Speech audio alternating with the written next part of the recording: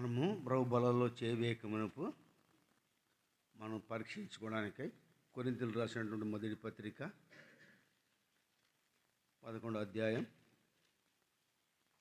27-28 వచనాలు మనం అందరం కలిసి చదువుకుందాం. కొరింథీయులకు రాసిన మొదటి పత్రిక 11వ అధ్యాయం 27-28 వచనాలు మనం అందరం కలిసి మనం చదువుకుందాం.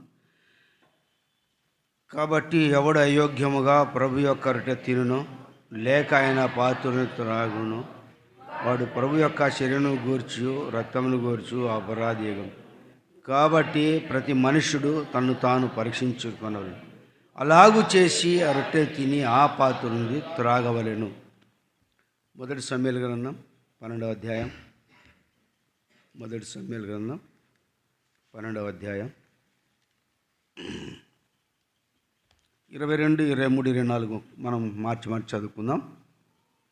మొదటి సమూయేలు గ్రంథం 12వ అధ్యాయము 22, 23, 24 అందరికి కలిసి చదువుదాం. మళ్ళా యెహోవా మిమ్మును తనకు జనముగా చేసుకుని ఇష్టం కలిగి ఉన్నాడు కనుక తన ఘనమైన నామము నిమిత్తము తన జనులైన విడనాడడు. నా మట్టుకైతే నేను మీ నిమిత్తం ప్రార్థించు యెహోవా నిజంగా పాపం చేయు, అది నాకు దూరం మగును కాదు, కానీ ఆయన చక్కని మాట. 24 అందరు చూద్దాం. ఆయన మీ కొరకు ఎన్ని గొప్ప కార్యములు చేసెను, అది మీరు తలంచుకుని మీరు యెహోవా యందు భయభక్తులతో నిష్కాపట్టులై పూర్ణ హృదయముతో ఆయనను సేవించుట అవశ్యం. మొదటి సమూయేలు గ్రంథం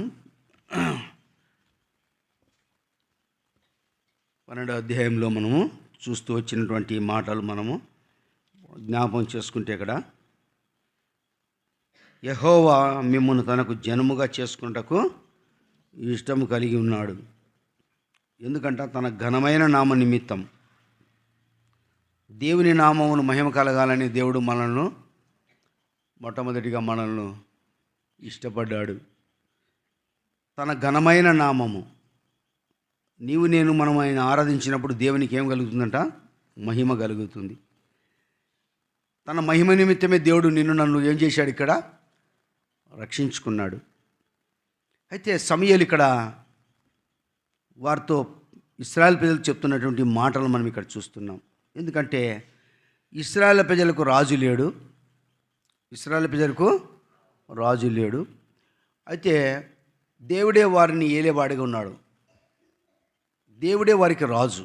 సమూయేలు అయితే యాజకుడిగా ఉన్నాడు, ప్రవక్తగా ఉన్నాడు, అక్కడ దైవజనుడిగా ఉంటూ వచ్చాడు. కానీ ఇక్కడ వారు కోరుకున్నటువంటి విధానం బట్టి చూస్తే 12వ అధ్యాయంలో మొదటి వచనములో, అప్పుడు సమూయేలు ఇశ్రాయేలునందరితో ఇట్లా నేను ఆలకించుడి, మీరు నాతో చెప్పిన మాట అంగీకరించి మీ మీద ఒకని రాజుగా నియమించున్నాను. రాజు మీ కార్యములను జరిగించును. ఎందుకంటే అక్కడ ప్రజలందరూ సమూయేలుతో మాట్లాడుతున్న మాటలను బట్టి చూస్తే మాకు రాజు కావాలి అని అడుగుతూ వచ్చినప్పుడు దేవుడు ఒక రాజుని చూపిస్తూ వచ్చాడు. ఆ రాజు విషయంలో ఇక్కడ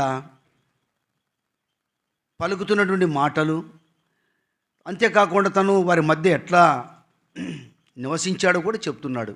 వారి మధ్య ఏ రీతిగా ఉన్నాడు కూడా చెప్తున్నాడు. ఇక్కడ ఏమంటున్నాడు? 3వ వచనంలో, ఇదిగో నేనున్నాను, నేను ఎవని యొద్దైనను తీసుకుంటున్నా, ఎవని గార్ధవను పట్టుకుంటున్నా, ఎవరినైనా అన్యాయం చేసి తినా, ఎవరినైనాను బాధ పెట్టి తినా, న్యాయము నాకు అగపడకుండా ఎవరి యొద్దైన లంచము అలాగూ చేసిన ఎడల యెహోవా సన్నిధిని ఆయన అభిషేకము చేయించిన వాని ఎదుటను వాడు నా మీద సాక్ష్యం పలకవలెను. అప్పుడు నేను మీ ఎదుట దాన్ని మరలా. అంటే సమూయేలు ఎటువంటి సాక్ష్యం కలిగి ఉన్నాడు? ఎటువంటి మరి దేవునికి ప్రత్యేకించబడిన వాడిగా ఉన్నాడు. అయితే దేవుని విషయంలో వారు ఎట్లా బాధ పెడుతూ వచ్చారో ఈ బాధ సమూయేలుకు కూడా కలుగుతూ వచ్చింది.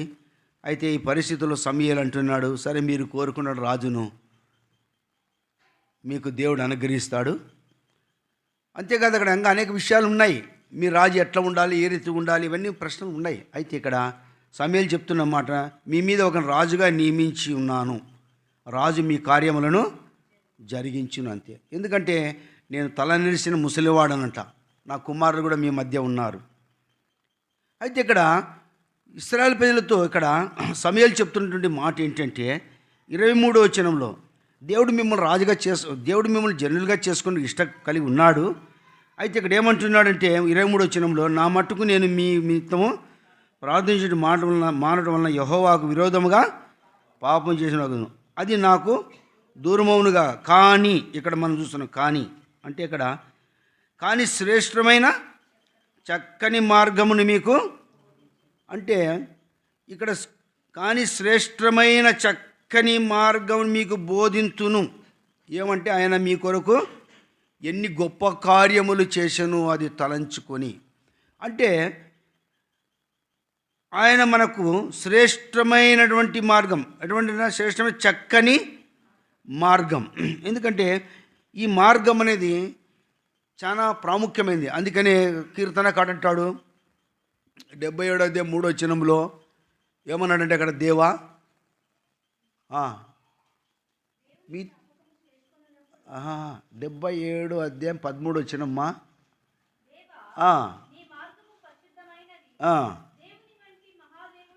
అంటే దేవా నీ మార్గము ఎటువంటిదంట? పరిశుద్ధమైనది. దేవుని వంటి మహాదేవుడు అంటే ఆయన మార్గం పరిశుద్ధమైనది. అంటే అపవిత్రమైనటువంటి జీవితాన్ని కలిగినటువంటి మానవుడు, అపవిత్రమైనటువంటి మార్గంలో మానవుని దేవుడు పరిశుద్ధమైనటువంటి జీవితం ఇచ్చాడు. పరిశుద్ధమైనటువంటి మార్గంలోని దేవుడు మానవుని ఇక్కడ నడిపించినాడు. అందుకనే దావీదు కూడా ఒక మాట అంటాడు, కీర్తన గ్రంథం 1వ అధ్యాయంలో మనము జ్ఞాపం చేసుకుంటే కూడా 1వ వచనంలోనే ఒక మాట అంటాడు. ఏమన్నాడు అక్కడ 1వ వచనంలోనే? చాలు. కాబట్టి పాపుల మార్గం నిలవక, దుష్టుల ఆలోచన వేరు, పాపుల మార్గం వేరు. అంటే చివరి మాటలు 6వ వచనంలో ఏముంది అక్కడ? మళ్ళా నీతిమంతుల మార్గము చాలు. కాబట్టి నీతిమంతులు తెలియను, యెహోవాకు తెలియను. కాబట్టి రక్షించబడిన తర్వాత మనము, ప్రత్యేకించబడిన తర్వాత మనము, ఆయన సమాజంగా కూడుకున్న తర్వాత మనము మన మార్గాల గురించి ఇక్కడ మనం చూస్తున్నాం. ఆయన మార్గాలు ఎంత గంభీరమైనవి, ఎంత పరిశుద్ధమైనవి. కాబట్టి మనం నడుచుకున్నప్పుడు అవి మనల్ని సరైనటువంటి విధానంలో నడిపించేదిగా ఉన్నది. అందుకని మనం చాలా జాగ్రత్త కలిగి ఉండాలి. మనము నూతన సంవత్సరంలోని మనం ప్రవేశించాము, నూతన వాగ్దానం మనం తీసుకున్నాము. ఏదో ఈ సంవత్సరము 2026 నాకు మంచి వాగ్దానం వచ్చింది, లేదా నాకు ఇది వచ్చింది, నాకు అది వచ్చిందని మనము సంతోషిస్తున్నాము. కానీ అది కాదు, కానీ మనము ఎట్లా నడుస్తున్నాము అనేది చాలా ప్రాముఖ్యమైనది. ఇట్లా మనం ఏ రీతిగా నడుచుకుంటున్నామని చాలా ప్రాముఖ్యం. ఎందుకంటే మన మార్గాలు ఎంతో అపవిత్రమైనవిగా ఉన్నవి. అందుకనే అక్కడ రాయబడింది సామెతల గ్రంథంలో 5వ అధ్యాయంలో ఒక మాట రాయబడింది, 21 వచ్చినాం అనుకుంటా. అటు చక్కగా ఒక మాట రాయబడింది. ఏమని రాయమాట? 5:21.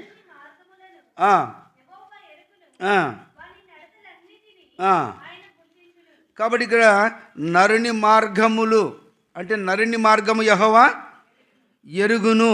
కాబట్టి నరుని మార్గము యెహోవా ఎరుగును అంటే మన నడతలన్నీ ఆయన గుర్తిస్తాడు. అంటే మన మార్గం ఎట్లా ఉంది, మనం ఎట్లా నడుచుకుంటున్నాం. అందుకని ఈ సంవత్సరం మనకు ఇక్కడ సారు సంఘానికి ఇచ్చిన వాగ్దానంలో మొట్టమొదటి వాగ్దానం ఏముంది ఇక్కడ పైన? నీవు నడుచు మార్గం అంతటిలో నీ దేవుడని యెహోవా నీకు. సంఘానికి కూడా ఇప్పుడు ఏమి ఇచ్చినాడు? మీకు తోడే ఉంటానైనా, అంతే కదా. న్యాయపతి 6:16. కాబట్టి అక్కడ అనేక విషయాలు ఉన్నాయి. కాబట్టి ఇక్కడ విషయం ఏంటంటే యెహోషువకి ఇచ్చినటువంటి మాట, నువ్వు నడుచు మార్గం అంతటిలో. ఎందుకు ఎప్పుడు ఆ మాట మాట్లాడుతున్నాడు? మోషే మృతి పొందిన తర్వాత యెహోషువ దేవుడు మాట్లాడతాడు, నువ్వు నడుచు మార్గం అంతటిలో. అంటే దేవుని మాట విన్నప్పుడు ఎప్పుడైతే మనం నడుచుకుంటామో దేవుడు ఏమై ఉంటాడు? అక్కడ తోడే ఉంటాడు. అంటే మన మార్గాలు ఇప్పుడు ఎట్లున్నాయి? అందుకని 145 కీర్తన 17వ వచనంలో ఆయన ఎటువంటి వాడని ఇక్కడ రాయబడిందంటే చక్కని మాట రాయబడింది. కాబట్టి ఆయన తన మార్గం అంతట్లో ఆయన ఎటువంటి వాడంటే ఇక్కడ నీతి గలవాడు. అందుకనే దేవుని మార్గము పరిశుద్ధమైనది, నరుని మార్గము దేవునికి తెలుసు. ఆయన ఆ మార్గంలో నడిచే ప్రతి వారు ఏ రీతిగా ఉంటారు, ఎట్లా వర్ధిల్లుతారు, ఎట్లా క్షేమం పొందుతారు అనేటువంటి చాలా విషయాలు ఉన్నాయి. కానీ ఇక్కడ మనం చూస్తున్నటువంటి వాటిని మనం జ్ఞాపం చేసుకుంటే, ఆయన మార్గంలో, యెహోవా మార్గములో అయినటువంటి వాడంట నీతి గలవాడు అని మనం ఇక్కడ చూస్తున్నాం. ఆయన నీతి గలవాడు. అందుకనే ఆయన నీతి గలవాడు కాబట్టి మనం కూడా ఎప్పుడైతే ఆయన మార్గంలో నడుస్తామో మనము నీతిని అనుసరించి నడిచే వారిగా ఉంటాం. కాబట్టి ఎప్పుడైతే మనం నీతిని అనుసరించి నడుస్తామో దేవుడు మనకు తోడుగా ఉంటాడు. కాబట్టి ఒకవేళ దేవుడు తోడుగా లేకపోతే, ఒకవేళ మనము మన ఇష్టానుసారము నడిచినా అందులో మనకు నష్టమే కలుగుతుంది. కానీ మనము ప్రమాదంలోనే ఉంటాము, కానీ క్షేమం ఏమాత్రమో పొందలేము. అందుకని ఇక్కడ మనం గమనించాలా, ఆయన మార్గము మనం గుర్తించాలి. అక్కడ మొట్టమొదటిగా ఆయన ఎన్ని గొప్ప కార్యాలు చేశాడో ఆ గొప్ప కార్యాలను బట్టి చూస్తే, ఇశ్రాయేలు ప్రజల విషయంలో, నీ విషయము నా విషయంలో ఆయన మనం రక్షించడానికి కొరకై మన కొరకు తన శరీరాన్ని బలిగా అప్పగించాడు. అంతేగా తన రక్తమంతా కార్చాడు. ఆయన మృతి పొంది తిరిగి లేచి భూమి మీద నీకు సంగమ సహవాసం ఇచ్చాడు. అంటే నీవు నేను ఆత్మీయ క్షేమము కలిగి ఉండాలని, ఆత్మీయంగా మనము వర్ధిల్లాలని, దైవికమైన విధానంలో మనము నడుచుకోవాలని, మన ద్వారా దేవునికి మహిమ కలగాలని దేవుడు మన కొరకు చేసినటువంటి కార్యాలు ఎన్నెన్నో ఉన్నాయి. అందుకని అయితే మనము అవన్నిటికంటే ముఖ్యంగా ఆయన మార్గములలో మనం ఏం చేయాలంట, నడుచుకోవాలి. ఆయన నడిపించే మార్గాలు, ఆయన మార్గాలు మనకు తెలియవు, బైబిల్ రాయబడినాయి. ఆయన మార్గము సముద్రంలో ఉందంట. సముద్రంలో ఉందంటే నమ్ముతారు ఎవరైనా? లేదా ఆయన మార్గం సముద్రంలో ఎట్లా నడిపించాడు? సముద్రంలో అంటే కదా, సముద్రం వచ్చింది, అడ్డొచ్చింది. ఇశ్రాయేలు ప్రజలు అవిశ్వాసం ఉన్నారు. వారి మనసు అంతా ఎక్కడుంది? ఐగుప్తులోనే ఉంది. మళ్ళా అంటే వారి మనసు మారిపోయింది.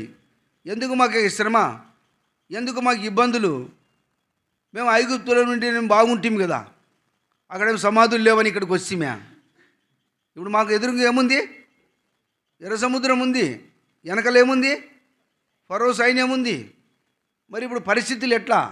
అందుకనే ఇశ్రాయేలు ప్రజలలో సనుగుడు గొనుగుడు అనేది పోలే వాళ్ళలో. వారికి ఎన్ని రకాలుగా దేవుడు పోషించినప్పుడు కూడా వారి జీవితాలలో వాళ్ళు తృప్తి లేని జీవితం. వారు ఎప్పుడు సనుగుతూనే ఇచ్చారు, గొనుగుతూనే వస్తున్నారు. అందుకనే దేవుడు మోషేతో ఎప్పుడైతే చెప్పాడో తన చేతిలో ఉన్న కర్ర ద్వారా, మరి ఎప్పుడైతే సముద్రం వైపు చూపుతూ వచ్చాడో, ఏమైంది? సముద్రము పాయలుగా అయిపోయింది. అంటే ఇప్పుడు సముద్రంలో మార్గం ఉందని వారు తెలుసుకోలేకపోయారు. దేవుడు ఆయన అద్భుతాలు చేస్తాడని వారు తెలుసుకోలేకపోయారు. ఎన్ని అద్భుతాలు చేయాలో వాళ్ళకి. కానీ ఇశ్రాయేలు ప్రజలకు ఎన్ని రకాల అద్భుతములు చేసినప్పుడు కూడా వారు మార్గం తప్పిన వారు ఉన్నారు. కాబట్టి అందుకని సమూయేలు అంటున్నాడు, అయ్యా మీ పితరుల నుంచి జీవితాల గురించి జ్ఞాపం చేసుకుంటూ వస్తే వారు ఏ రీతిగా ఉన్నారు, వారు ఎట్లా నడుచుకున్నారు, వారు దేవుని మీద ఎట్లా తిరగబడ్డారు, వారు ఎట్లా దేవుని లోబడలేకపోయారు. మీరు కూడా ఇప్పుడు దేవుడు నన్ను మరి న్యాయాధిపతిగా, ప్రవక్తగా, దైవజనుడిగా ఇక్కడ ఉంచినప్పటికీ మీరు నన్ను కాదని ఇప్పుడు మీరు ఒక రాజు కావాలంటున్నారు. మరి రాజు మీకు అవసరమైందని మీరు ఇష్టపడుతున్నారు. అయితే ఇప్పుడు మీకు రాజును దేవుడు ఏర్పాటు చేశాడు. ఆ రాజు విషయం కంటే మీరు నడుచుకోని విషయాలు ఎట్లున్నాయి? అందుకని ఒకసారి జ్ఞాపం చేసుకోండి. యెహోవా మిమ్మల్ని జనులుగా చేసుకోవడానికి ఇష్టము కలిగి ఉన్నాడు. ఎందుకు? తన ఘనమైన నామమును బట్టి, ఆయన మహిమ కలగడానికి కొరకై. అయితే ఆయన శ్రేష్టమైన మార్గం చూడమాట ఏమంటాడు ఇక్కడ 23వ వచనం, నా మట్టుకు నేను మీ నిమిత్తం ప్రార్థన చేయటం మానటం వలన యెహోవాకు విరోధముగా పాపం చేసిన అది నాకు దూరమవునుగాక, కానీ శ్రేష్టమైన చక్కని మార్గమును మీకు బోధింతును. అంటే ఇక్కడ విషయం బట్టి జ్ఞాపం చేసుకుంటే, నేను ఒకవేళ భూమి మీద ఉన్నంత వరకు మీ నిమిత్తం ఏం చేస్తాను? ప్రార్థన చేస్తా. ప్రభువైన యేసుక్రీస్తు వారు కూడా నీ విషయం నా విషయంలో విజ్ఞాపం చేస్తున్నాడు. ఎందుకంటే నీవు నేను తొలగిపోకుండా కొరకై ఆత్మీయ క్షేమం కలిగి ఉండడానికి కొరకై, ఆయన మార్గం నడవడానికి కొరకై. అయితే ఇక్కడ మనం గమనిస్తే విషయాన్ని, శ్రేష్టమైన చక్కని మార్గం. కానీ మన మార్గం ఎట్లా ఉంది? మన మార్గం మనం ఎట్లా నడుస్తున్నాం? అందుకని యూదాపత్రికలో రాయబడింది, అయ్యో మీరు కయ్యో నడిచిన మార్గం అంటాడు. చూడండి, యూదాపత్రిక మనకు రాయబడినటువంటి మాట అక్కడ 11వ వచనం. అయ్యో వారికి శ్రమ,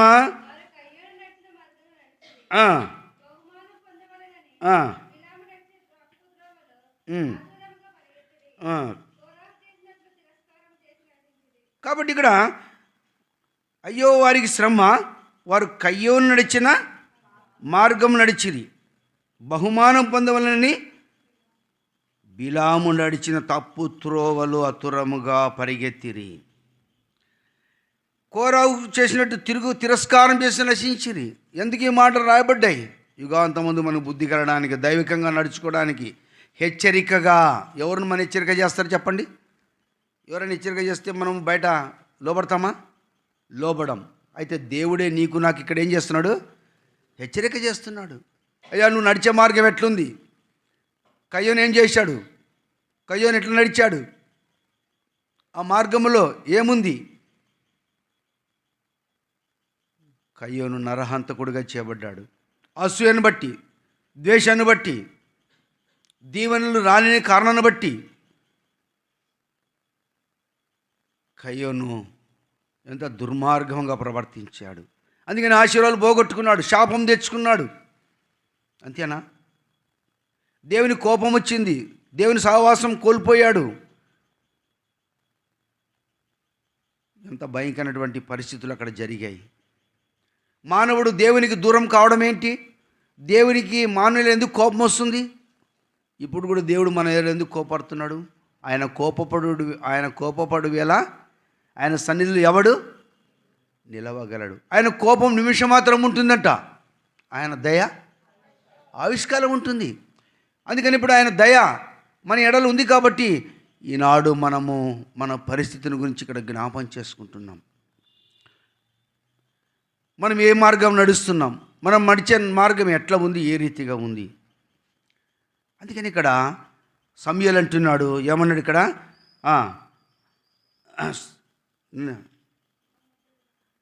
కానీ శ్రేష్టమైన చక్కని మార్గం, శ్రేష్టమైన చక్కని మార్గం. కాబట్టి దేవుని మార్గములో మనము నడవాలని, ఆయన త్రోవలలో మనం నడవాలని. ఎందుకంటే ఆయన త్రోవల్లో నడిచినప్పుడు మనకేముంది? జీవం ఉంది. ఆయన త్రోవలో ఏముందంట? జీవం ఉంది. అంటాడు కదా, నేనే మార్గము, సత్యం, జీవం. అంటే ఆయన భూమి మీదకి వచ్చినప్పుడు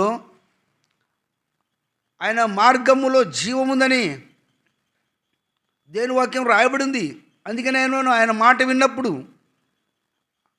ఆ మాట ప్రకారం నడిచినప్పుడు ఆ జీవాన్ని నీవు నేను ఏమి ఇక్కడ పొందుకోగలుగుతాం. లేకపోతే శాంతి మార్గం వారు ఎరగరు, వారి కన్నులు ఎదుట దేవుని భయము ఏమాత్రం ఉండదు. దేవుని మాట వినకపోతే, దేవుని జీవాన్ని మనం పొందకపోతే మనలో శాంతి ఉండదు. మార్గం విడిచి తిరిగిన వారికి కఠినమేనా? కాబట్టి ఇక్కడ మనం మార్గం విడిచి తిరిగే వారిగా ఉన్నామా? ఆయన మార్గంలో అనుసరించి నడుచుకుంటున్నామా? ఎప్పుడైతే ఆయన మార్గంలో మనం నడిచినప్పుడు దేవుడు మనకు తోడుగా ఉంటాడు. ప్రతి విషయంలో దేవుడు మనల్ని ఆశీర్వదించేవాడిగా ఉంటాడు. అందుకనే మనము ఆయన చేసిన గొప్ప కార్యాలేంటి, మనం ఒకప్పుడు ఎట్లా ఉన్నాం, ఈ దినాన దేవుడు మనల్ని ఇంతగా హెచ్చించాడు అంటే ఆయన చేసిన గొప్పతనం, గొప్ప కార్యాలు. ఒకప్పుడు శాంతి మార్గంలో మనం లేము, దేవుడు ప్రేమించి దేవునింటికి నడిపించాడు. దేవునింట్లో ఆయన ఆయన మనకు బోధిస్తున్నాడు. ఆయన మన బోధకుడుగా, రెండోది మనం నడిపించే నాయకుడుగా ఉన్నాడు. అయితే మనము ఆయన మాటలను మనం పెడిచే పెట్టేవారికి ఉన్నామా? ఆయనకి ఇష్టం లేని జీవితం జీవిస్తున్నామా? ఎవరు ఆయనకి ఇష్టం లేని వారు కదా? అందుకని అంటాడు కదా, సామెతల గ్రంథం 1:29 మాట అంటాడు. ఏమన్నాడు అక్కడ? యెహోవా యందు భయభక్తులు కలిగి ఉండుట వారికి ఇష్టము లేకపోయేనంట. యెహోవా యందు భయభక్తులు లేకుండా వారికి ఇష్టము లేని పరిస్థితులకు తెచ్చుకున్నారు వాళ్ళు. అందుకని భూమి మీద నీవు నేను కూడా దేవుడు చేసినటువంటి మేలుని బట్టి, ఈనాడు దేవుడు మన 2026 సంవత్సరంలో మనకిచ్చిన వాగ్దానాలను బట్టి, మనం నడుస్తున్న విధానాన్ని బట్టి, మనం ఏ రీతిగా నడుస్తున్నాం, మనం నడిచే మార్గంలో నీతి ఉందా, మనం నడిచే మార్గంలో ప్రమాదం ఉందా, మనం నడిచే మార్గంలో దేవుని ఆశీర్వాదం ఉందా, మనం నడిచే మార్గంలో దేవుని దీవెనలు ఉన్నాయా అక్కడ? ఒకవేళ మనం నష్టం తెచ్చుకుంటున్నామా? ఈ సంవత్సరం మనం జాగ్రత్త కలిగి నడుచుకోవాల్సిన విషయాలు. 2025లో మనం ఒకవేళ దేవుని లోబడకపోయి మన ఇష్టానుసారం జీవించిండవచ్చు, నడిచిండవచ్చు, మన మార్గము ఎంతో అపవిత్రతగా ఉండవచ్చు. దేవుడు కనికరించి ఈ 2026 సంవత్సరం దేవుడు మనల్ని ప్రత్యేకించుకున్నాడు. అయితే మనం ఎట్లా నడుస్తున్నాము దేవునికి? అందుకని హెబ్రీకి అంతర్గత అంటాడు. చూడండి ఒక మాట, హెబ్రీ రాసిన పత్రిక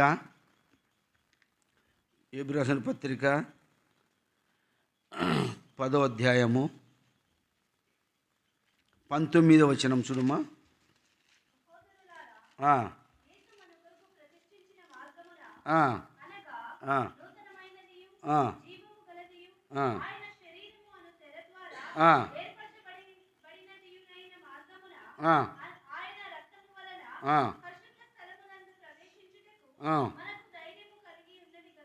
చాలు. కాబట్టి ఇక్కడ సహోదరులారా, యేసు మన కొరకు ప్రతిష్ఠించిన మార్గము ఎట్లా ఉంటుంది అనగా నూతనమైనదియు జీవము గలదియు. అంటే ఆయన శరీరమును తెర ద్వారా ఏర్పరచబడినది. కాబట్టి ఆయన మార్గము ఎటువంటిదంటే ఇక్కడ ఆయన మార్గం నూతనమైనది, జీవము గలది. కాబట్టి మనము నూతనమైనటువంటి విధానములో, ఎందుకంటే ఆయన తెర ద్వారా దేవుడు మనల్ని ఏ రీతిగా ప్రత్యేకించాడో మనం ఇక్కడ చూస్తున్నాం. అది ఎట్లంటే ఆయన రక్తము వలన పరిశుద్ధ స్థలమునందు ప్రవేశించుటకు మనకు ధైర్యము కలిగి ఉన్నది గనక, దేవుని ఇంటిపైన మనను గొప్ప యాజకుడు ఉన్నాడు గనక, అంటే మన ప్రధాన యాజకుడు ఎవరు? ఇప్పుడు యేసు ప్రభువే. అయితే ఇప్పుడు మనం ఈనాడు రక్షించబడ్డాము, ప్రత్యేకించబడ్డాము అంటే, దేవుని నడిపించబడ్డాము అంటే, ప్రభువైన యేసుక్రీస్తు వారు సిలువలో మన కొరకై ఆయన కేక వేయడం ద్వారా ఏం జరిగింది? ఇక్కడ ఆ తెర అనేది చినిగిపోయింది. పరిశుద్ధ స్థలానికి, అతి పరిశుద్ధ స్థలానికి ఒక తెర, అడ్డు తెర. మరి ఆ తెర అనేది ఇక్కడ కేక వేయడం ద్వారా అది చినిగిపోయి మానవుడు ఇప్పుడు దేవుని సన్నిధికి ప్రవేశించడానికి కొరకై దేవుడు ఎంతో నీకు నాకు ఆత్మస్వాతంత్రను కలగజేస్తూ వచ్చాడు. అంటే పరలోక ప్రవేశం కొరకు దేవుడు ఆయన మార్గంలో నడిచినప్పుడు మనకు నీతి ఏం కలుగుతుందంటే అక్కడ జీవం కదా. అదే కదా రాయబడింది ఇక్కడ, నూతనమైనదియు గలది. అంటే నూతనమైనదియు జీవము గలది. అంటే మనము నూతనత్వంలోనికి రావడానికి కొరకు దేవుడు చేసిన కార్యం. రెండోదిగా ఆయన మార్గం నడిచినప్పుడు మనకేముంది? ఇక్కడ జీవం ఉంది. అందుకని అంటాడు కదా, యోహాను సువార్త 5:4, నా మాట విని నన్ను పంపిన వాని యందు విశ్వాసం ఉంచువాడు ఎటువంటి వాడంట? కానీ నిత్య జీవం కలిగిన వాడు. కాబట్టి మనము జీవములోనికి ప్రవేశించడానికి కొరకై దేవుడు ఎట్లా ఆత్మ స్వాతంత్రతను దేవుడు మనకు కలగజేస్తూ వచ్చాడో కూడా మనం ఇక్కడ చూస్తున్నాం. అయితే మనం నడవలసినటువంటి త్రోవ మనము జాగ్రత్త కలిగి ఉండాలి. ఎటు పడితే అటు నడవకూడదు, ఎటు పడితే అటు వెళ్ళిపోకూడదు. దేవుని సంఘాన్ని విడిచి ఎటు పడితే అటు వెళ్ళకూడదు. మనకు క్రమము, దేవుడు మనకు పద్ధతి పెట్టాడు. అందుకనే క్రమ పద్ధతిలో మనం నడుచుకోవాలి. ఈనాడు మనం ఆత్మీయంగా వర్ధిల్లలేదంటే, సంఘము క్షేమం పొందలేదంటే, మన మార్గంలో జీవం ఉందా? జీవం ఉంటే ఏమవుతుంది? అది ఫలిస్తుందంట. జీవం ఉంటే ఏమవుతుంది? అది ఫలిస్తుంది. ఫలించడం అంటే ఏంటి? మనం కూడా దేవుని కొరకైనటువంటి ఒక తీర్మానం కలిగి ఆత్మలను సంపాదించాలి. మనమే రావడం, మనమే పోవడం కాదు. మనం కూడా ఒక తీర్మానం, ప్రభువా నువ్వు నా కొరకు గొప్ప కార్యాలు చేశావు, నా కొరకు తగ్గించుకొని ప్రభువా నిందించబడి అవమానించబడి నన్ను రక్షించుకున్నావు. అయితే శ్రేష్టమైనటువంటి చక్కని మార్గమును నాకు బోధించి దేవుని ఇంట్లోకి నడిపించావు. అయితే ఈ మార్గమును నాకు చూపించడం ద్వారా ఈ మార్గం ఎక్కడ తీసుకెళ్తుంది? నిత్య రాజ్యంలోనికి, నిత్య జీవంలోనికి, పరలోకం తీసుకెళ్తా. అయితే నశించే ప్రజలు ఉన్నారు. దేవా నా వంతు నేను చేయవలసిన పని అందుకే దేవుని వాక్యం మనం వచ్చేతలకి పరీక్షించుకుంటాం. ఏమని? నా శరీరం తిని నా రక్తం త్రాగువాడు అంటే నిత్య జీవం గలవాడని మన వరకు మనమే కాదు, కానీ దేవుడు భూమి మీద మనకిచ్చినటువంటి తన కార్యాన్ని, తన పనిని చేయడానికి మనం పూనుకోవాలా. ఎవరో చేస్తున్నారు, ఎవరో వస్తున్నారు, ఎవరో పోతున్నారని కాదు. ఎప్పుడైతే మనము దేవుని పని విషయంలో మనం నిర్లక్ష్యం కలిగిన వారమై మనము ఆ పనిని నిర్లక్ష్య పెట్టి ఒకవేళ జీవించే వారంగా ఉంటే దానివలన మనకు ఎంతో నష్టం. దానివల్ల ఎంతో మనకు నష్టం. ఎందుకంటే దేవుడు మనల్ని ఎందుకు రక్షించుకున్నాడు? దేని కొరకు రక్షించుకున్నాడు? మనం ఒకప్పుడు ఏ రీతిగా ఉన్నాము, ఇప్పుడు ఏ రీతిగా ఉన్నాం? ఇప్పుడు మనం చేయాల్సిన పని ఏంటి? దేవుడు శ్రేష్టమైనటువంటి జీవితాన్ని మనకిచ్చాడు, చక్కని మార్గం నడిపించాడు. అయితే ఇప్పుడు మనం నడిచే మార్గంలో జీవం ఉందా? మనం పరీక్షించుకోవాలి. ఇక్కడ మనం నడిచే మార్గంలో జీవం ఉందా? ఒకవేళ ఆ రీతికి లేకపోతే యేసు ప్రభు శిలువ దగ్గరికి మళ్ళీ మనం రావాలి. ప్రభువా నేను తిరిగి నీ మార్గమును తొలగిపోతున్నాను. అందుకనే ఒక మాట రాయబడింది యెషయా గ్రంథంలో చూడు. యెషయా గ్రంథం 30 అధ్యాయంలో 31 వచ్చినాం అనుకుంటా, 21 వచ్చినాం అనుకుంటా. చూడు యెషయా గ్రంథం 30 అధ్యాయము 21 వచ్చినాం చూడమ్మా. మీరు కుడి తట్టైనను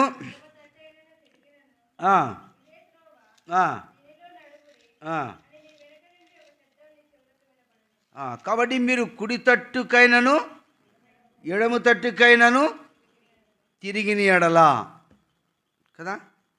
అయితే ఒక శబ్దం అంటే ఇదే త్రోవా, ఏ త్రోవా? ఇదే త్రోవ అంటే అందుకని దేవుని యొక్క చిత్తమును మనము తెలుసుకొని మనం నడిచే మార్గములో ఎట్లా నడుస్తున్నాము, మనం నడిచే మార్గము ఏ రీతిగా ఉంది. అందుకనే దేవుని వాక్యంలో యెషయా భక్తుడు అంటాడు 40:17లో ఒక మాట రాయబడింది చూడండి. 40:17 నీ విమోచకుడును ఇశ్రాయేలు పరిశుద్ధుడు నేను యెహోవా ఇలాగ సెలవిచ్చున్నాడు, నీకు ప్రయోజనము కలుగునట్లు నీ దేవుడు యెహోవానగు నేనే నీకు ఉపదేశము చేసిన నీవు నడవలసిన త్రోవలు నిన్ను అంటే నీకు ప్రయోజనం కలిగినట్లు. ఎప్పుడైతే ఇదే త్రోవ ఇందులో నడవాలని నీతిని నడుచుకున్నప్పుడు, పరిశుద్ధంగా నడుచుకున్నప్పుడు దేవుడు ఎటువంటి సహాయం చేసేవాడిగా ఉన్నాడు. అది ఏమంట? నీవు నడవలసిన త్రోవలు నిన్ను అంటే దేవుడు నడిపించేవాడిగా ఉంటాడు. మనుషుల చేత నడిపించబడడం కాదు. మనుషుల చేత నడిపించబడడం సులభం, దేవుని చేత నడిపించబడడం కొద్ది కష్టతరం. ఎందుకంటే ఈ మార్గంలో మనం నడుస్తున్నప్పుడు, దేవుని చేత నడిపించబడుతున్నప్పుడు కొన్నిసార్లు రకరకాలటువంటి సమస్యలు వస్తుంటాయి, రకరకాలటువంటి పోరాటాలు వస్తుంటాయి. మనం ఏం చేస్తామంటే వెంటనే దేవుని నుంచి దూరం అయిపోయి మనం ఏదో ఆలోచన కోసం శత్రుడు ఏం చేస్తాడంటే దేవుని నుండి ఏం చేస్తాడు? మనల్ని వేరు చేస్తాడు. ఇప్పుడు మనం దేవునింటికి వెళ్ళాలనుకున్నాం అనుకో, దేవునింటికి వస్తున్నప్పుడు సమయానికి పోవాలా అనుకున్నప్పుడు మార్గంలో ఏదో ఒక ఆటంకం వచ్చేస్తుంది. స్నేహితుడు కావచ్చు, బంధువులు ఎవరు మాట్లాడుతుంటారు. అక్కడ జరిగే విషయం ఏంటి అంటే, దేవుని చేత నడిపించబడక మనిషినికి ప్రాధాన్యత ఉండడం ద్వారా అక్కడ మనం ఎంతో నష్టపోతున్నాం. శత్రుడు ఏం చేస్తాడంటే, మనము ఏ రీతిగా దేవుని నుంచి వేరు కావాలో వాడు ఆ గురి కలిగిన వాడే నిన్ను నన్ను ఏం చేస్తాడు, ఇక్కడ నష్టపరిచేవాడిగా ఉంటాడు. అందుకని మన మార్గమును దేవునికి అప్పగించుకున్నప్పుడు, నీ మార్గమును యెహోవాకు అప్పగించుకొనుము కదా. కీర్తనలు 37వ అధ్యాయం 6వ వచనం అనుకుంటా, చూడమ్మది. కీర్తన 37వ అధ్యాయం 6వ వచనం అనుకుంటా. నీ మార్గము యెహోవాకు అప్పగింపుము, ఆయన నీ కార్యము. కాబట్టి మనము ఎప్పుడైతే మనం మార్గాన్ని ఎవరికి అప్పగించుకోవాలంట, దేవునికి అప్పగించుకున్నప్పుడు, నీవు ఆయన నమ్ముకున్నప్పుడు ఎంతో క్షేమం అనేది మనం చూస్తున్నాం.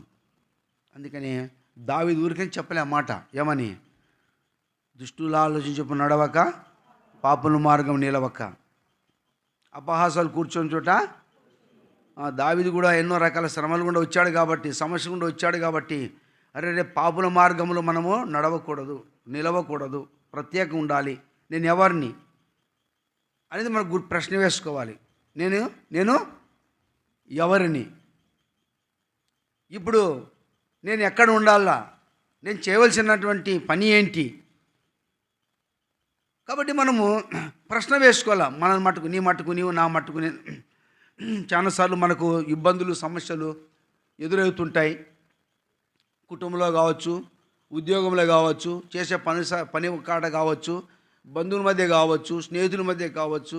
కొన్నిసార్లు మనకు కొన్ని ఆటంకాలు, అభ్యంతరాలు మనకు వస్తుంటాయి. అప్పుడు మనము దేవుని యొక్క సలహా మనము తీసుకున్నప్పుడు దేవుడు మనకు ఆలోచన ఇచ్చి నడిపిస్తాడంట. ఆలోచన ఇచ్చేవాడు ఆయనే. నీ ఆలోచన నడిపిస్తామంటాడు భక్తుడు. నీ ఆలోచన నడిపించి తర్వాత నీ మహిమలో నన్ను చేర్చుకున్నటువంటి దేవుడవు నీవు. అంటే దేవుని ఆలోచన మనకు ఎంతైనా అవసరం. అందుకని దుష్టుల మార్గము నాశనం నడిపేదిగా ఉంటుంది. అయితే దేవుని ఆలోచన మనం తీసుకోవాలి. ఎప్పుడైతే దేవుని ఆలోచన తీసుకొని ఆయన మార్గంలో మనం నడిచినప్పుడు అప్పుడు మన త్రోవలో పరిశుద్ధత ఉంటుంది, మన త్రోవలో జీవం ఉంటుంది, మనం ప్రత్యేకంగా ఉంటాము. అందుకని మనం త్రోవ తప్పి నడవకూడదు. ఇదే త్రోవ, ఇందులో ఇంకా నడవాలి. కొద్ది కష్టంగా ఉంటుంది. ఈ త్రోవలో ఏముంటుంది? కొద్ది కష్టమే ఉంటుంది. ఎందుకంటే ఇది ఇరుకు మార్గం మనం నడిచేది. ఇప్పుడు ఏ మార్గం? ఇరుకు మార్గం. ఈ ఇరుకు మార్గంలో నడిచినప్పుడు మనం ఒకరమే వెళ్ళాలి. ఎదురుగా ఎవరైనా వస్తే దాన్ని తప్పుకొని పోవడానికి చాలా కష్టతరం, ఇరుక్కొని పోవాల్సి వస్తుంది. విశాల మార్గంలో అయితే విశాల మార్గం ఏముండదు. వస్తుంటారు, ఇట్లా వస్తారు, అట్లా వస్తారు, రకరకాలుగా పోతారు. నేను మార్కెట్లో నడుచుకుంటూ పోతున్నప్పుడు నేను ఇట్లా పోతున్నాను, వాడు స్పీడ్గా వస్తున్నాడు. ఇట్లా స్పీడ్గా వస్తేనే వాడు పోలేని నిలబడి దాటుకుంటూ పోతే మళ్ళీ వాడు ఎన్నికగా వచ్చినాడు. మళ్ళీ ఎన్నికి వస్తే నేను మనసు నిలబడినా, మళ్ళీ ముందుకు పోతుంటే మళ్ళీ ఇట్లా తిరిగినాడు. నేను అనుకుంటే ఇట్లా చూస్తే ఆ మనిషి ఇది ఎక్కడ సందులో పోతాడు మళ్ళీ. అంటే నేను అనుకున్న ఈ మనిషి ఎట్లా ఇక్కడ నిలబడతాడు, ఆ మనిషిని బట్టి నిలబడిన, ఏం మాట్లాడు, గమ్మ నిలబడినా, పోనీ త్వరగా అని చెప్పేసి నిలబడి తలికే మళ్ళీ మనిషి ఎన్నికి వచ్చినాడు. నేను ముందు కడిగేస్తే మళ్ళీ ఎన్నికి వచ్చినాడు, మళ్ళీ ఎన్నికి వచ్చి మళ్ళీ ముందుకు పోతున్నాడు. అంటే ఒక పల్లెటూరు మనిషి. అంటే మనము నీతిగా నడుస్తున్నప్పుడు మనకే ఆటంకాలు వస్తాయి, నీతిగా నడుస్తున్నప్పుడు మనకే అభ్యంతరాలు వస్తాయి. అందుకనే మనం చాలా జాగ్రత్త కలిగి నడవాలి.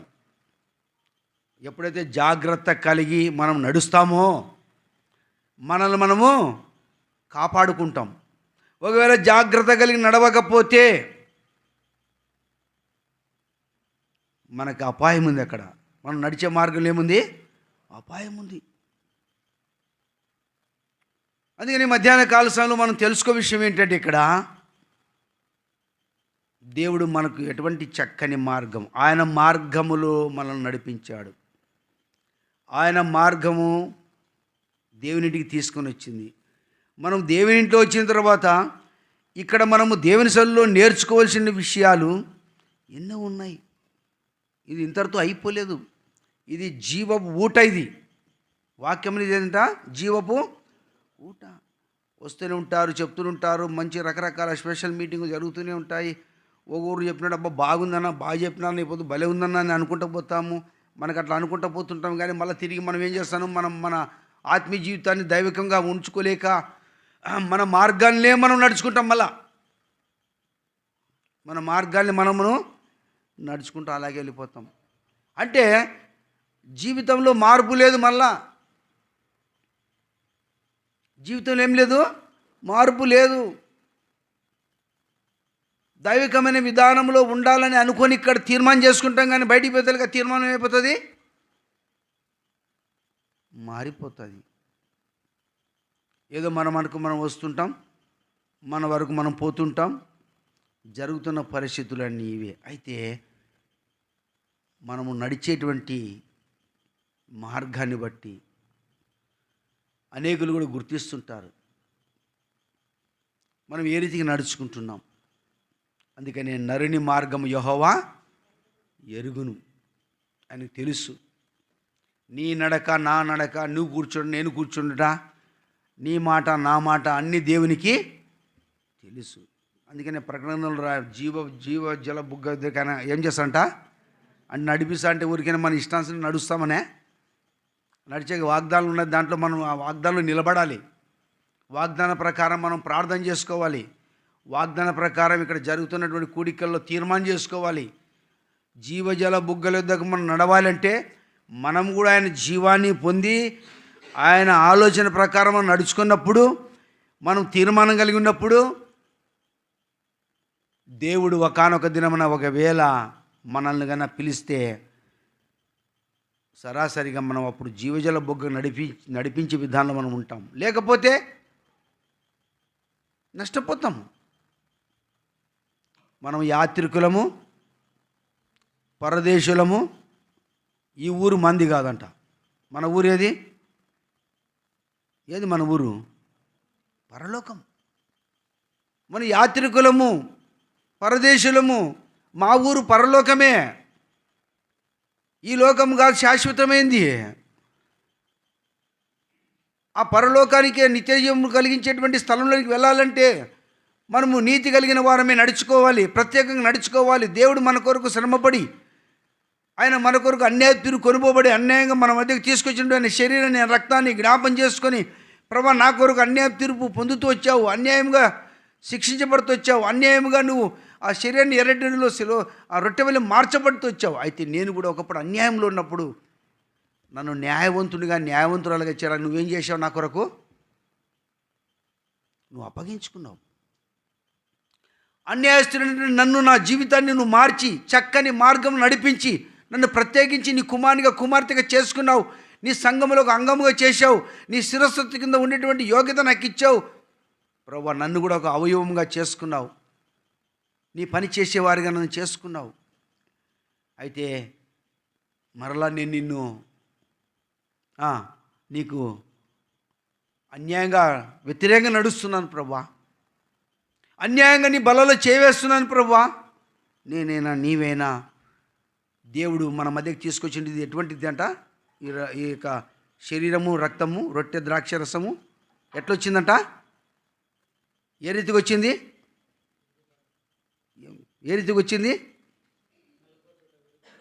అన్యాయంగా తీసుకురాబడింది. ఇది మన మధ్యకి ఎట్లా వచ్చింది? ఇప్పుడు అన్యాయముగా. ఎందుకంటే అన్యాయపు తీర్పును పొందాడు, అన్యాయంగా మన మధ్యకు వచ్చింది. అన్యాయస్తున్నటువంటి మనల్ని న్యాయవంతుడిగా చేయడానికి కొరకై ఆయన నల్లగొట్టబడి రక్తమంతా కార్చాడు. అయితే ఇప్పుడు మనము న్యాయవంతులుగా దేవుడు మనం చేశాడు, నీతిమంతులుగా మనం చేశాడు, ప్రత్యేకించాడు. అయితే ఇప్పుడు ప్రత్యేకించబడిన తర్వాత ప్రారంభంలో మనం ఏ రీతిగా నడుచుకున్నాం, ఇప్పుడు మళ్ళా మనం ఎట్లా బలహీనమైపోయి దారి తప్పిపోయిన వారంగా ఉన్నాం, అన్యాయస్తులుగా ఉన్నాం. అన్యాయస్తులు దేవుని రాజ్యమునకు వారసులు కాలేరు. కాబట్టి అన్యాయంగా ఉండి ఆ బల్లలో చేయి వేస్తే, అన్యాయస్తులుగా ఉండి ఆ బల్లలో చేయి వేస్తే నిజంగా నీ ద్వారా నా ద్వారా జరిగే విషయాలు ఏంటి? దేవుని కుమారుని మరలా సిలువ వేస్తున్నాం. అందుకనే మనం బలహీనమైపోతున్నాం. అందుకనే మనం నిద్రించే వారికి ఉన్నాం, ఆ రోగులమై ఉన్నాం. అంటే అర్థం ఏంటి? అందుకనే జాగ్రత్తగా మనము ఇక్కడ ఆలోచించాలి. దేవుడు న్యాయవంతులుగా చేసిన తర్వాత మనం ఏ రీతికి నడుచుకుంటున్నాం, ఎట్లా మనం ప్రత్యేకంగా ఉన్నాం. ఈ మధ్యాహ్నకాల సమయంలో ఈ హెచ్చరికలే మనం చూసుకుంటున్నాం. ఎట్లా ఉన్నాం, ఏ రీతిగా ఉన్నాం, మనం నడిచే మార్గం ఎట్లా ఉంది. ఈ వారం అంతా నడుచుకున్నాం. ఈ వారంలో మనం నడిచే మార్గంలో నీతి ఉందా, పరిశుద్ధత ఉందా, జీవం ఉందా, దేవునికి తృప్తి ఉందా, దేవుని మహిమ ఉందా, నూతనమైన విధానంలో మనం ఉన్నామా? ఒకవేళ లేకపోతే సమూయేలు అంటున్నాడు, ఇశ్రాయేలు వాళ్ళు కూడా తిరుగుబాటు చేసే వాళ్ళు కూడా తెలుసు సమూయేలుకు. వారు మాకు రాజు కావాలి, మాకు రాజు కావాలి, నీలాంటి ప్రవర్తన నీ పిల్లలు కూడా లేదు, నీ పిల్లలు మాకు అవసరం లేదు, రకరకాల మాట్లాడుతూ వచ్చారు. లేదని లేదు. అందుకని సమూయేలు వారి కొరకు దేవుని దగ్గర విచారించినప్పుడు దేవుడు సరైనటువంటి విధానం చెప్తూ వచ్చాడు. అందుకని వాళ్ళ కొరకు రాజుని ఇచ్చాడు. అయ్యా మీరు రాజుని అయితే దేవుడు చేసిన కార్యాలు గుర్తుపెట్టుకోండి. ఒకవేళ ఆ రీతికి లేక నడుచుకోకపోతే 25 వచ్చింది ఏం రాయబడిందమ్మ అక్కడ?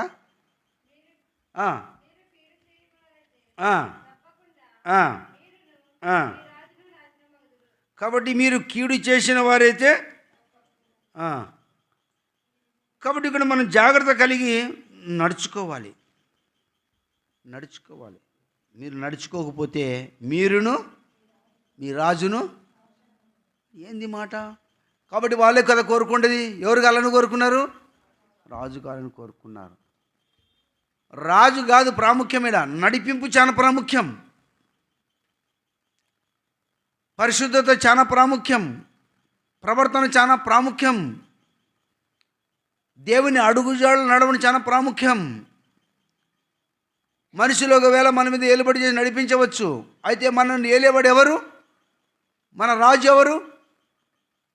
మన రాజు పరిశుద్ధుడైన దేవుడైన యెహోవాయే.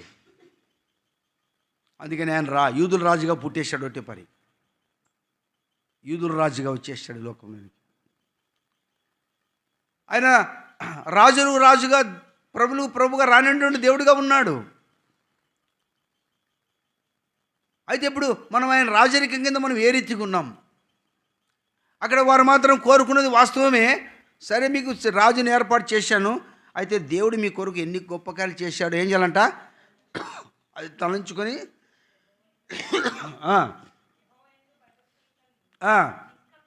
యెహోవాయందు భయభక్తులు కలిగి నిష్కాపటులై, ఎట్లంటే పూర్ణ హృదయముతో, అంటే ఎక్కడ కొరత ఉండకూడదు. ఆయన సేవించాలి. సేవించడం అంటే ప్రేమించి సేవించాలి. సేవించాలి.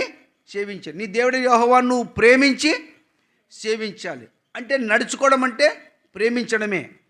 ఆయన ప్రేమించేవారు ఆయన అడుగుజాడల్లో నడుచుకుంటారు. నడుచుకున్నప్పుడు ఆయన సేవిస్తారు. నేను దేవుని ఇంట్లో ఏం చేయాలా, నా బాధ్యత ఏంటి, నేను ఏ రీతిగా ఉండాలి, నేను ఎట్లా ఉండాలి అనేది ఒక తీర్మానంలోనికి మనం వస్తాం. ఒకవేళ అట్లా లేకపోతే మనం నడిచే మార్గంలో ప్రమాదం ఉంది, మనం నడిచే మార్గంలో మరణం ఉంది, మనం నడిచే మార్గంలో నెమ్మది లేదు, శాంతి లేదు. అందుకని ఈ సంవత్సరంలో అయినా ఒక మంచి తీర్మానం కలిగి, ప్రభువా నన్ను రక్షించుకున్నావు, నన్ను ప్రత్యేకించావు, నా కొరకు గొప్ప కార్యాలు చేశావు, ఆ పరలోకాన్ని కూడా నష్టపరుచుకున్నావు, నన్ను ప్రేమించి దాని కొరకు దరిద్రుడిగా చేయబడ్డావు, ఎన్నో గొప్పగా చేసిన రక్షించుకొని రక్తం ద్వారా నన్ను పరిశుద్ధంగా చేశావు. అయితే నీ కొరకు నేనేం చేయలేకపోతున్నాను ప్రభువా, ఇక నుంచి చేయడానికి సహాయం చేయి అన్నాడు. బాప్తిజం తీసుకున్నప్పుడు మనం ప్రార్థన చేస్తారు. బాప్తిజం తీసుకున్నాక ఏమని ప్రార్థన చేస్తారు? హస్తనిక్షేపణ. వాళ్ళు తల మీద చేయబెడతారు, చేయబెట్టి ప్రార్థన చేస్తారు. ఏమని ప్రార్థన చేస్తారు? చేయలేదా మీకు ఎవరు బాప్తిజం తీసుకున్నారు? సమయాలు చేయలేదా? నువ్వు ఒకప్పుడు ఒంటరిగా ఉంటివి, ఇప్పుడు నువ్వు సంఘములో ఒక అంగముగా నువ్వు చేయబడుతూ వచ్చావు. అయితే నీలో నున్న వరములు పరిశుద్ధాత్మ ద్వారా దేవుడు నీకు అనుగ్రహిస్తాడని, అది దేవుని కొరకు వాడబడాలని ప్రార్థన చేస్తారు అక్షనిక్షేపంలో. నీలో ఏదైతే దాగి ఉందో కృపావరము, అది ఎవరి కొరకు వాడబడాలంట? దేవుని కొరకు వాడబడడానికి కొరకై ప్రార్థన చేస్తారు. అంటే ఆ కృపావరములను, అంటే నీలో ఉన్న కృపావరం ఏ వరమైనా కావచ్చు, పాటలు పాడేది కావచ్చు, ప్రార్థించేది కావచ్చు, ఏదో పని చేసేది కావచ్చు, ఇవన్నీ ఉన్నాయి. బాప్తిని తీసుకుని చూరుకొని కూర్చొని తాళాలు కొట్టుకుంటూ పోతే ఎట్లయితుంది చెప్పండి? బాప్తిని తీసుకుని చెప్పి గమ్మని కూర్చొని వెళ్ళిపోతే ఎట్లుంటుంది చెప్పండి? బాప్తిని తీసుకున్నటువంటి మనము ఎప్పుడైతే మనం బాప్తిసం తీసుకున్నామో పరిశుద్ధాత్మ దేవుడు మనలోనికి వచ్చి పాపం గురించి, నీతి గురించి, తీర్పు నుంచి ఒప్పింపజేసి నడిపిస్తుంది. అందుకనే ఎందరైతే దేవుని ఆత్మ నడిపించబడతారో, దేవుని అంటే దేవుని ఆత్మచేత నడిపించబడే వారే. అంటే ఆయన చేత నడిపించబడినప్పుడు చక్కని త్రోవలో వెళ్తాం. అది ఇరుకైనా కష్టమైనా ఏదైనా కానీ దేవుడు ఇశ్రాయేలును నడిపించేటప్పుడు ఎట్లా నడిపించాడు కదా. నిజంగా ఈనాడు నీవు నేను కూడా రక్షించబడి బాప్తిసం తీసుకున్నటువంటి మనలో ఉన్న కృపావరములు వాటి విషయంలో మనము ఎప్పుడైనా ప్రార్థన చేశామా? నీ వ్యక్తిగతంగా నీ ఇంట్లో నువ్వు ప్రార్థన చేస్తున్నావా? ప్రభువా, నన్ను రక్షించుకున్నావు, సంఘంలో నన్ను చేర్చావు, నాకు ఒక బాధ్యత ఇచ్చావు, నీ శిరస్సు నన్ను అవయవంగా చేసుకున్నావు. దేవా, నేను చేయవలసిన పని ఏంటి ప్రభువా? నేను సంఘానికి ఏం చేయాలి ప్రభువా? ఎట్లా చేస్తే నీకు తృప్తి ప్రభువా? నేను ఏ రీతికి నడుచుకోవాలి ప్రభువా? నా కొరకు ఇంతగా నువ్వు తగ్గించుకొని, ఇంతగా నిందించబడి, అవమానించబడి క్రైమ్ చెల్లిస్తే నీ కొరకు నేనేం చెల్లించలేకపోతున్నాను, నేనేం చేయాలి ప్రభు అని అడగాలి. అది మనం సంఘం అడగాలి, ప్రార్థన ప్రతిరోజు అడగాలి. ఇంత ఒకరోజు అడిగితే కాదు, ప్రతిరోజు ప్రార్థన చేసుకోవాలి. నీ వ్యక్తిగత జీవితంలో లోపల మంట ఆరిపోకూడదు. బలిపీఠం మీద నిత్యం అగ్ని మండుచునే ఉండాలి. మండుచుండాలంటే కట్టెలు అక్కడి నుంచి ఇక్కడి నుంచి తీసుకొచ్చి లోపల పొయ్యిలో పెడితేనే మండుతూనే ఉంటుంది అది. అందుకనే ఆ కట్టెల విషయంలో, అన్ని విషయంలో కూడా అది లోపల తీసుకొచ్చి పొయ్యిలో పెట్టినప్పుడు వెలుగుతుంటుంది. అట్లా నీవు నేను కూడా వచ్చినాం, నలుమూల నుంచి వచ్చాం. దేవుని కొరకు మనం ఎట్లుండాలా? లోపల మంట పుట్టాలా. అందుకని వాళ్ళు అంటారు, ఎంఐ గ్రామానికి వరుస్తున్నప్పుడు, అయ్యా మనతో మాట్లాడిన ఆయన మనతో మాట్లాడిన మనలో మంట పుట్టలేదా కదా, మండుచు. వారి మధ్య నడిచి యేసు వారితో కూడా నడిచినప్పుడు ఏం జరిగింది? ఏమయ్యా, ఏం పరిస్థితి? నీ ఒకనివే తెలియవా ఇవన్నీ? ఊర్లో అందరూ తెలుసుకున్నారు. అంటే ఎప్పుడైతే ఆయన రొట్టె విరిచి అదృశ్యమైపోయినాడో వాళ్ళప్పుడు వాళ్ళ హృదయంలో మంట రగిపోయింది. అరే, మనతో మాట్లాడినాడు ఆయన ఎవరు? ప్రభు సుమి. వారి ఆత్మనేతలు వెలిగించబడ్డాయి. అంటే హృదయంలో ఏం కలగల మనకు? మంట, దేవుని కొరకైన తపన. చిన్నపిల్లలకి అయితే మాటికి రే ఒక ఏడు కొట్టి తిక్కురా, తిక్కు ఏబిసిడ్లు కానీ వాళ్ళు కానీ నేర్పించి వానికి అట్లే మనము వయసు వచ్చిన వాళ్ళము, దేని ఇంట్లో మనం అన్నీ తెలిసిన వాళ్ళము, సంపాదన అంటే మనకు తెలుసు. ఈరోజు సంపాదిస్తే సంపాదనలో మనం ఏం చేయాలా, ఈ వచ్చిన డబ్బులు మళ్ళీ ఇంకొకటి ఏం పోగు చేయాలా, దాని నుంచి ఇంక తీసిపోయి ఎక్కడ పెట్టాలా, అక్కడ తీసిపోయి ఇంకోరికి ఇస్తే ఏమొస్తుంది, ఇవన్నీ తెలివితేటలు మనకు దండిగా ఉన్నాయి. మనకు లేదని లేదు. అయితే దేవుని కొరకు మనం ఏం చేయాలని ఎందుకు తెలివితేటలు మనకు లోపల పుట్టడం లేదు? అది సైతాన్ ఏం చేస్తున్నాడంటే మనలో అంచివేస్తుంది. అంటే విత్తనము ముళ్ళ పొదలు ఏం చేస్తున్నాయి?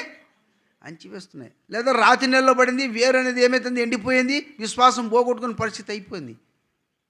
అందుకనే అటువంటి పరిస్థితులలో ఉంటే నిజంగా మనం ఆత్మీయంగా ఫలించలేము.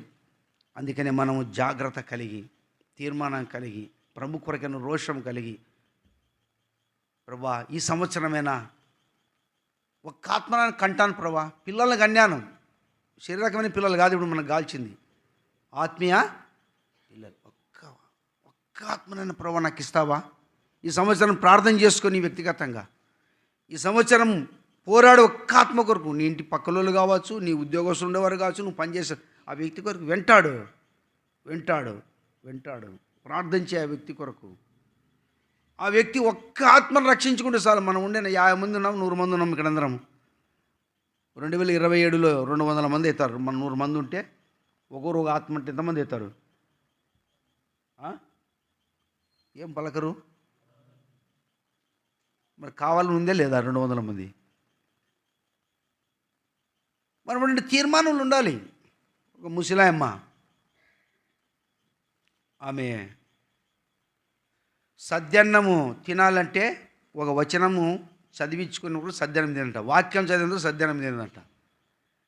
ఆమెకు చదువు రాదు, పూరి గుడిసెల్లో ఉంది. అయితే ఎవరైనా మార్గం, బాబు ఇటు నుంచి ఇటు దాకా చదువప్ప, ఇటు దాకా చదువు అంటుందంట. ఆడ చదివిన తర్వాత విని ఆడ పుల్ల పెట్టుకుంటుందంట, ఒకటి ఆడ పుల్ల గుర్తుకి అమ్మకి. మళ్ళీ మరుసటి ఇంకొరు పోతే దారే కూర్చోంటుందంట. ఎందుకంటే వాక్యం చదివించుకునే వరకు ఆమె అన్నం తినేది కాదంట. ఒక సమయం వస్తే ఒక డాక్టర్ స్కూటర్ వేసుకొని పోతున్నాడంట. పోతుంటే బాబు అయ్యా నిలబడినట. ఏమని, నాయన ఇటు నుంచి ఇటు దాకా చదివి నాయన అనిందంట. నాకు చదువు రాదంటే ఆయన చదువుతా మారమనసు పొందినంట డాక్టర్. ఏం పొందినాడు ఆయన? మారమనసు పొందినాడు. అంటే చదువు రాని ముసలాయమ్మ వాక్యం చదివిన తర్వాతనే సద్యనం తినేటువంటి ఆమె ఏం చేసింది? ఆత్మను సంపాదించుకుంటుంది. మనమేం సంపాదించుకుంటున్నాం? అట్లా ఎంతోమంది అట్లా చేయగలిగిన వారు ఉన్నారు. అది ఎవరికి ఉంటుందంటే, ఎప్పుడైతే దేవుని ప్రేమను తెలుసుకొని దేవుని కొరకేటువంటి త్యాగం కలిగిన వారుగా ఉంటారో, దేవుని కొరకు తపన కలిగిన ఉంటారు, వారిలో ఉంటుంది ఆసక్తి. ఒకవేళ మనం అట్లా లేకపోతే దేవుడు మన విషయంలో దుఃఖపడేవాడిగా ఉంటాడు. నీ కొరకు నేను ఎంతగా క్రయం చెల్లించాను, నిన్నెంతగా నేను ప్రేమించాను, నువ్వు సరైన మార్గంలో నడుస్తావని, నీ ద్వారా నాకు మహిమ కలుగుతుందని, సంఘం క్షేమం పొందుతుందని నేను ఎంతో ఇష్టపడ్డాను. కానీ నన్ను విడిచి వెళ్ళిపోతున్నావు, నువ్వు నా మాటని త్రోసివేసి వెళ్ళిపోతున్నావు. దేవుని మాటలు ఏం చేశారంట వాళ్ళు? ఏం చేశారంట? చదవన మాట చూసి మనం ముగించుకుందాం. కీర్తనలు 50 అధ్యాయం అనుకుంటా, 16వ వచనం. త్వర చదవండి.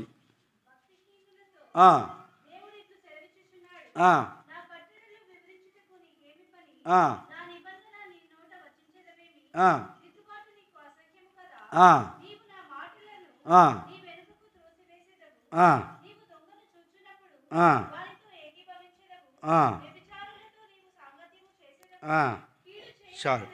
కానీ నా మాటలు నీ వెనకకు త్రోసివేసదు. అంటే దేవుని మాటలు ఏమవుతానట? త్రోసివేస్తున్నావు. దేవుని మాటలు త్రోసివేస్తున్నావు. అంటే దేవుని మాటలు త్రోసివేయడం ద్వారా, అంటే ఎందుకు త్రోసివేస్తున్నావు కదా? ఎందుకు త్రోసివేస్తున్నావు? దేవుడు నిన్ను ఎంతో ప్రేమించాడు కదా, నీ కొరకు తను ప్రాణం ఇచ్చాడు కదా, పరలోకాన్ని కూడా ఇష్టపడలేదు కదా ఆయన, సింహాసనం కూడా విడిచిపెట్టాడు కదా. మరి భూమి మీద ఆయన నిన్ను ప్రేమించి నీ కొరకు ఇంతగా ఉంటే నువ్వు అని త్రోసివేస్తావా? అంటే ఆయన త్రోసివేస్తున్నాడు, ఆయన వాక్యం త్రోసివేసినట్లే. ఆయన వాక్యం ముందు మనకి ఏమి లేదు ఇక్కడ. అందుకని సామెతల గ్రంథంలో మాట చదువుకుందాం, చూడండి. 15వ అధ్యాయం 9వ వచనంలో 10వ వచనం, మార్గం విడిచిన వానికి, తర్వాత ఇంకో మాట చూద్దాం. 24వ వచనం, క్రిందనున్న పాతాళం తప్పించుకొనవలనని బుద్ధిమంతుడు పరమునకు జీవ మార్గంలో. అంటే ఇక్కడ ఎందుకు ఈ మాట మనం చూస్తున్నాం అంటే, భక్తిహీనుని మార్గం యెహోవాకు. అంటే మనం భక్తిహీనంగా ఉంటే, నడుచుకుంటే, మనం నడిచే మార్గంలో ఏముంది? దేవునికి హేయము. మార్గం విడిచి తిరిగిన వారికి కఠిన శిక్ష ఉంటుంది. అంటే దేవుని మాటలు పెడచెవిన పెట్టి ఆయన మాటలు వెనకలు త్రోసివేసి మనము ఒకవేళ మన సొంత ఆలోచన నడిస్తే జరిగే పరిస్థితులు మనం చూస్తున్నాం ఇక్కడ. అందుకనే బుద్ధిమంతుడైతే పరమనకు పోవు జీవ మార్గంలో. అది ఎవరు? బుద్ధిమంతుడైతే చాలు, ఈ లోకం ఇంతవరకే సాధించేది ఏం లేదు. సాధించాలంటే ఎన్నో ఉన్నాయి, దానివల్ల మనకేం ప్రయోజనం లేదు. ఏం చేసినా కానీ ఒక దినమున మనము లోకాన్ని విడిచిపెట్టాలని చెప్పి మళ్ళీ నిర్లక్ష్యం ఉండొద్దని చెప్పడం లేదు నేను. అది ఉండాలా, దేవునిలో ఎట్లుండాలా? మంచి ఆసక్తిగా ఉండాలి, దేవుని కొరకే తీర్మానం కలిగి ఉండాలి. మనము నడిచడమే కాకుండా ఇతరులు కూడా మనం ఏం చేయాలా? నడిపించే వారికి ఉండాలి. కిందనున్న పాతాళమును తప్పించుకోవడానికి బుద్ధిమంతుడు పరమునకు పో జీవ మార్గంను, మనం నడిచే మార్గం ఎట్టుంది? ఇప్పుడు ఎక్కడ తొలగిపోయినాం, ఎక్కడ దేవునికి కోపం వస్తుంది మన విషయంలో. తిరిగి మనం తీర్మానం చేసుకుందాం. ఆయన మన కొరకు ఎన్ని గొప్ప కార్యాలు చేశాడు. మనము వాగ్దానం చూసి ఇంతవరకు అని అనుకోవద్దు. యెహోషువతో దేవుడు మాట్లాడిన మాటలు జ్ఞాపం చేసుకుని దేవుడు స్పష్టంగా మాట్లాడు. అందుకని యెహోషువ దేవుడు చెప్పిన ప్రకారం నడిచాడు, దేవుని మార్గం నడిచాడు. అందుకని యెహోషువ లాస్ట్కి ఈ ప్రజలను బట్టి ఒక మాట అన్నాడు, మీరు ఎవరినైనా సేవించుకోండి, నేను నా ఇంటి వారు అంతే, నేను నా ఇంటి వారని తీర్మానం చేసేసినాడు. ఇంకా ఎందుకంటే ఆయన కూడా తెలిసిపోయింది. అప్పుడు అర్థమైపోతుంది వీళ్ళు వింటున్నారా లేదా, వీళ్ళు లోబడతారా లేదా, వీళ్ళు మాట వింటారా లేదా, దేవునికి ప్రత్యేకంగా ఉంటారా లేదా తెలిసిపోతుంది. అందుకని దేవుడు ఆ మాట చెప్తూ వచ్చాడు. యెహోషువ గ్రంథంలో 1వ అధ్యాయంలో కూడా 5వ వచనంలో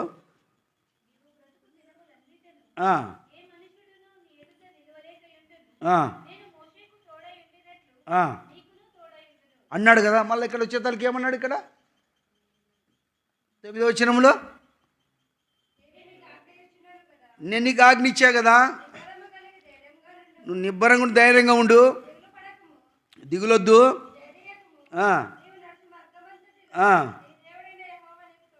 అంటే నువ్వు నడుచు మార్గం నీ దేవుడు తోడే ఉన్నాడంటే దాంట్లో చాలా అర్థాలు ఉన్నాయి. దిగులు ఉంది, భయం ఉంది, రకరకాల పరిస్థితులు ఉన్నాయి. అయితే దేవుడు స్పష్టంగా మాట్లాడుతున్నాడు. ఏమని? నేను మోషేకి తోడైనట్లు నీకు తోడే ఉంటాను, ఇక్కడ తోడే ఉంటాను, నీకు నాకు సంఘానికి కూడా తోడే ఉంటాడు. అయితే మనం కూడా దిగులు పడేవారిగా ఉండకూడదు, భయపడేవారిగా ఉండకూడదు. మన నిరీక్షణ, మన గురి ప్రభు మీద కలిగి ఉండాలి, ప్రభుకు అప్పగించుకోవాలి. ఎందుకంటే తప్పకుండా మనకు రకరకాల ఆటంకాలు, అభ్యంతరాలు వస్తాయి, లేదని లేదు. అయితే ప్రభు అంటున్నాడు, నిబ్బరం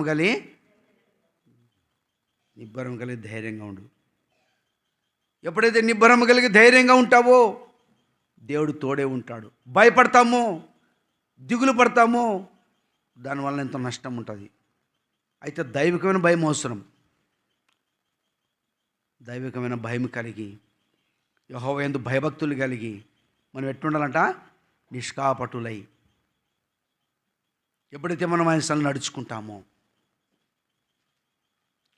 భయభక్తులు లేకోకుండా ఒకవేళ మనము లోకంలో సమస్య వచ్చి భయపడి అప్పుడు మాత్రం మనకు కావాల సహాయం అని దేవుని మేలు పొందిన తర్వాత మరలా దేవుని విడిచిపెట్టి తిరిగితే దానివల్ల జరిగే నష్టం.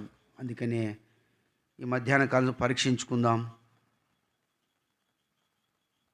ఆయన నీ కొరకు నా కొరకు ఎన్ని గొప్ప కార్యములు చేసినో అది మనము తలంచుకుందాం. మీరు యెహోవా యందు భయభక్తులు కలిగి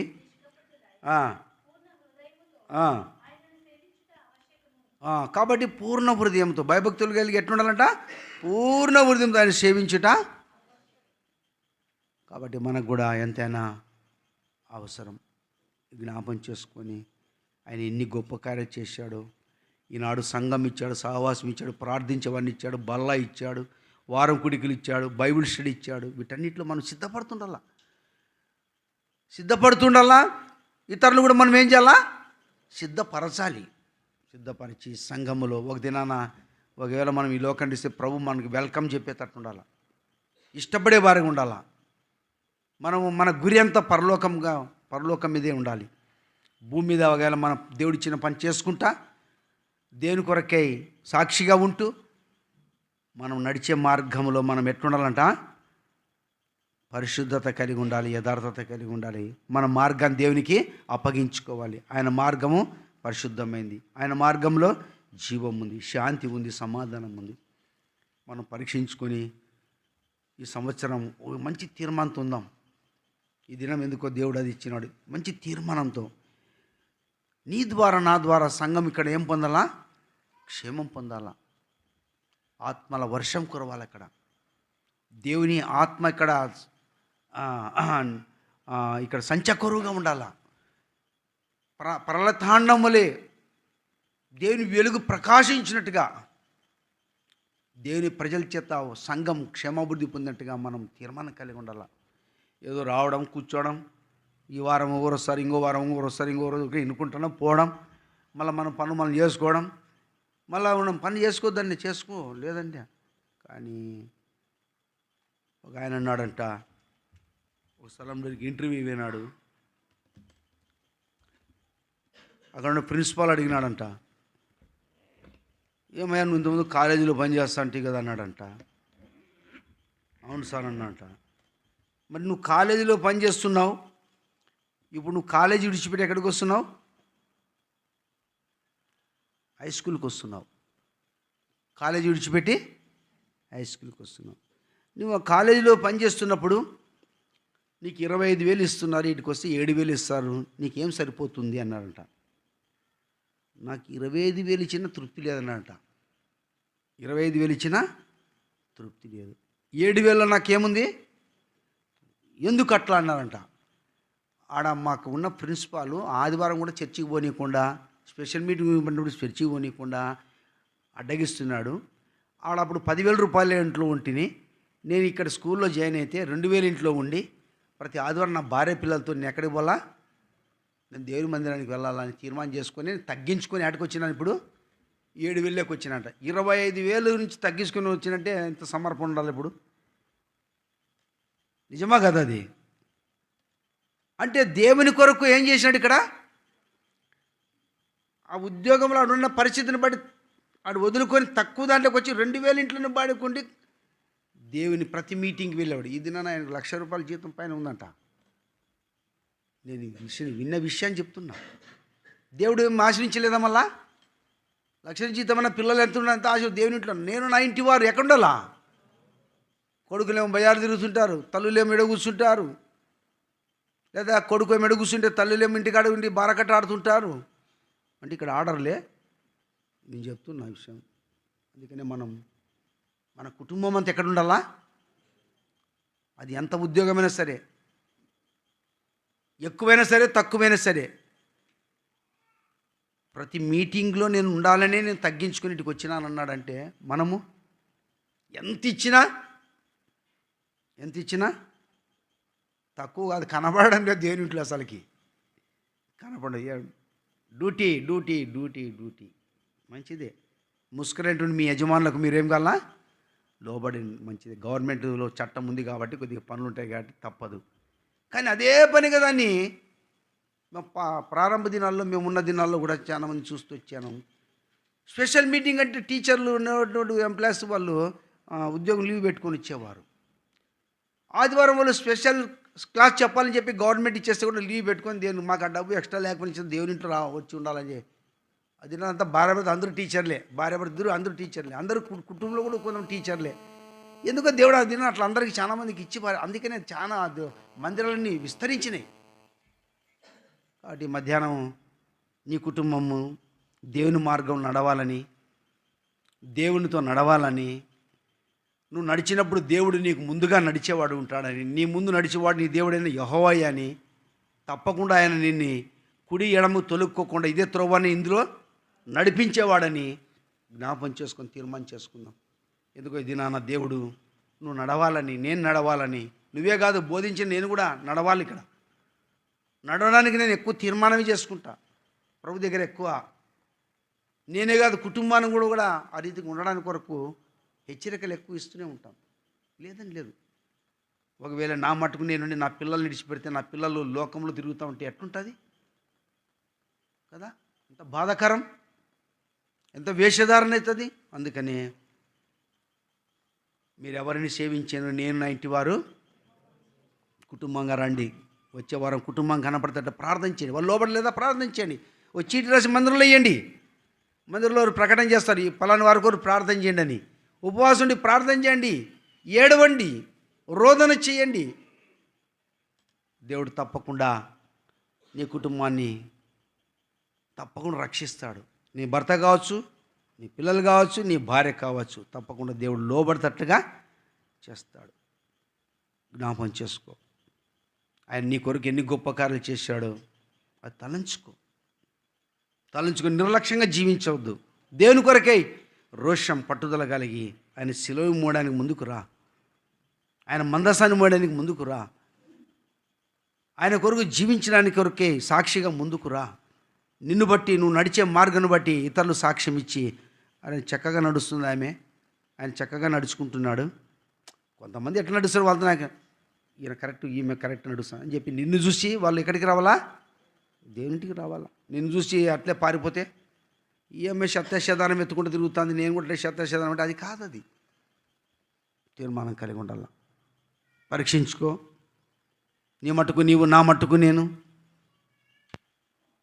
పరీక్షించుకొని తీర్మానం కలిగి ఉందాం.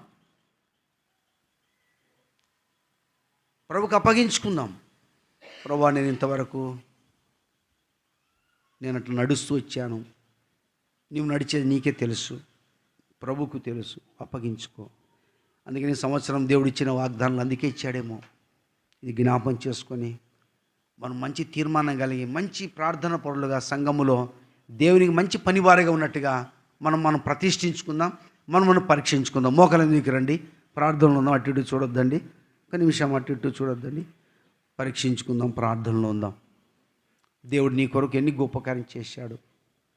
శ్రేష్టమైన చక్కని మార్గమును ఆయన బోధించేవాడు. ఆయన మన బోధకుడు. ఆయన మనం నడిపించే నాయకుడు. ఇది జ్ఞాపం చేసుకో. పరీక్షించుకుందాం. అటు ఇటు చూడొద్దని తీర్మానం చేసుకుందాం. మనమే దేవుని ఇంటికి నష్టం కలిగించే వారిగా ఉన్నాం. అట్లా కాకుండా ప్రభువా, నీ ఇంటికి నేను క్షేమం కలిగి సిద్ధపడి నన్ను వాడుకో ప్రభువా అని ప్రభు దగ్గర ప్రార్థన చేస్తాను. నీ ప్రార్థన బట్టి దేవుడు అనేకులు లేవనెత్తుతాడు. ఈ స్థలంలో గొప్ప కార్యాలు దేవుడు చేయబోతున్నాడు. ఈ సంవత్సరం మనం పరీక్షించుకుందాం. ప్రార్థనలు అటు ఇటు చూడొద్దండి.